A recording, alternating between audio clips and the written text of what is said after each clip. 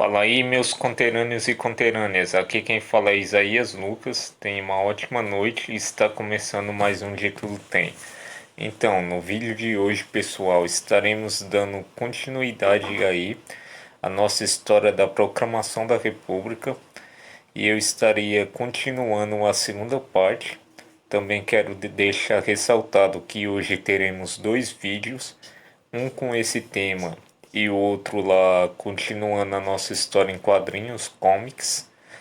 E amanhã também seguiremos nesse mesmo segmento, dois vídeos. Então, sem mais delongas, vamos ao vídeo. Em 1839, na esteira da Revolução Farroupilha, proclamaram-se a República Rio-Grandense e a República Juliana, respectivamente no Rio Grande do Sul e em Santa Catarina. Crise da monarquia.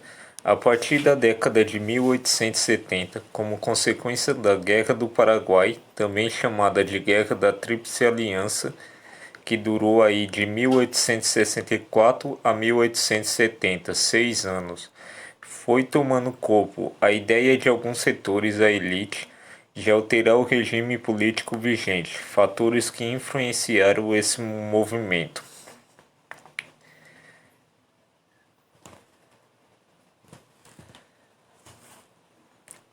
O imperador Dom Pedro II não tinha filhos, apenas filhas. O trono seria ocupado após a sua morte por sua filha mais velha, a princesa Isabel, casada com o francês Gastão de Orleans, conde do Eu, o que gerava o receio em parte da população de que o país fosse governado por um estrangeiro.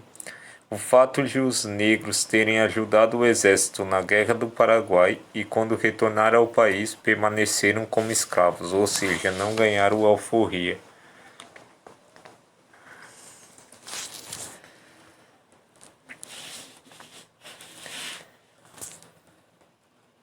O governo. Calma aí. O governo imperial, através do 37º e último gabinete ministerial chamado Gabinete Ouro Preto, imposado em 7 de junho de 1889, sob o comando do presidente do Conselho de Ministros do Império, Alfonso Celso de Assis Figueiredo, o Visconde de Ouro Preto, do Partido Liberal, percebendo a difícil situação política em que se encontrava, apresentou em uma última e desesperada tentativa de salvar o Império, a Câmara Geral dos Deputados, um programa de reformas políticas do qual constavam, entre outras, as medidas seguintes: maior autonomia administrativa para as províncias, liberdade de voto, liberdade de ensino, redução das prerrogativas do Conselho de Estado e mandatos não vitalícios para o Senado Federal. As propostas do Visconde de Ouro Preto visavam a preservar o regime monárquico no país, mas foram vetadas pela maioria dos deputados de tendência conservadora que controlava a Câmara Geral. No dia 15 de novembro de 1889, a República era proclamada. Então, pessoal, até este exato momento, acho que vocês entenderam aí que precisou de muitas mudanças para que outras acontecessem aí durante os movimentos. Muitos foram os fatores que levaram o Império a perder o apoio de suas bases econômicas, militares e sociais. Da parte dos grupos conservadores pelos sérios atritos com a Igreja Católica na questão religiosa, pela perda do apoio político dos grandes fazendeiros em virtude da abolição da escravatura ocorrida em 1888, sem a indenização dos proprietários de escravos. Da parte dos grupos progressistas, havia a crítica que a monarquia mantivera até muito tarde a escravidão no país. Os progressistas criticavam também a ausência de iniciativas com vista ao desenvolvimento do país, fosse econômico, político ou social. a manutenção de um regime político de castas e o voto censitário, isto é, com base na renda anual das pessoas, a ausência de um sistema de ensino universal, os altos índices de analfabetismo e de miséria e o afastamento político do Brasil em relação a todos os demais países do continente que eram republicanos. Da parte dos grupos progressistas, havia a crítica que a monarquia mantivera até muito tarde a escravidão no país. Os progressistas criticavam também a ausência de iniciativas com vistas ao desenvolvimento do país, fosse econômico, político ou social, a manutenção de um regime político de castas e o voto censitário, isto é, com base na renda anual das pessoas. Essa parte eu não vou terminar de ler porque ela é repetida. Acabou ocorrendo um erro de digitação aqui e a parte acabou sendo repetida, então vamos passar para a próxima.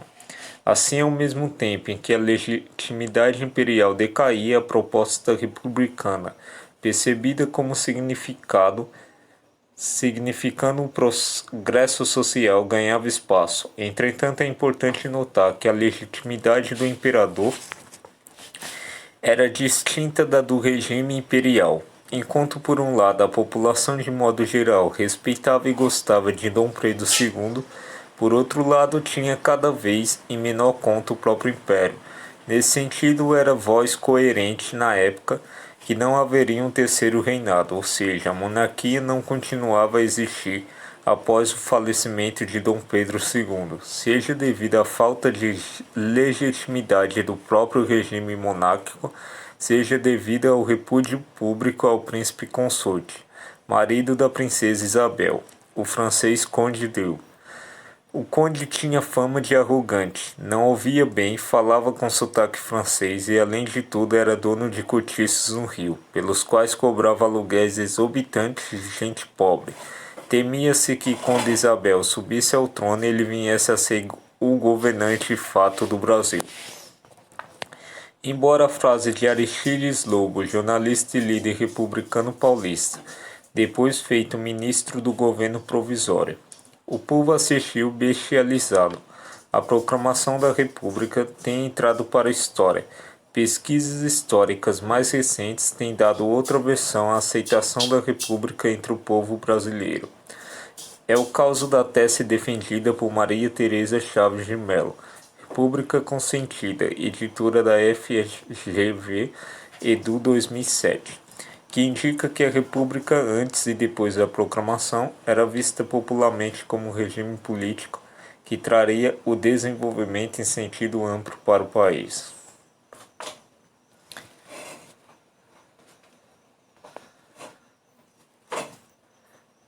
A crise econômica agravou-se em função das elevadas despesas financeiras geradas pela Guerra da Tríplice Aliança, cobertas por capitais externos. Os empréstimos brasileiros elevaram-se de 3 milhões de libras esterlinas em 1871 para quase 20 milhões em 1889, o que causou uma inflação da ordem de 1,75% ao ano no plano interno.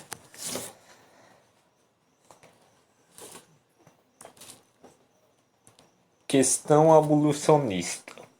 A questão abolicionista impunha-se desde a abolição do tráfico negreiro em 1850, encontrando viva resistência entre as elites agrárias tradicionais do país, diante das medidas adotadas pelo Império para a gradual extinção do regime escravista, devido à repercussão da experiência mal-sucedida nos Estados Unidos de libertação geral dos escravos ter levado aquele país à guerra civil. Essas elites reivindicam do Estado indenizações proporcionais ao preço total que haviam pago pelos escravos a serem libertados por lei. Estas indenizações seriam pagas com empréstimo eterno. Então, pessoal, a partir em se tratando de questão abolicionista no mundo, podemos explicar de forma clara que a partir de vários momentos que se falou de abolir a escravatura, os escravos sofreram muito, porque os senhores de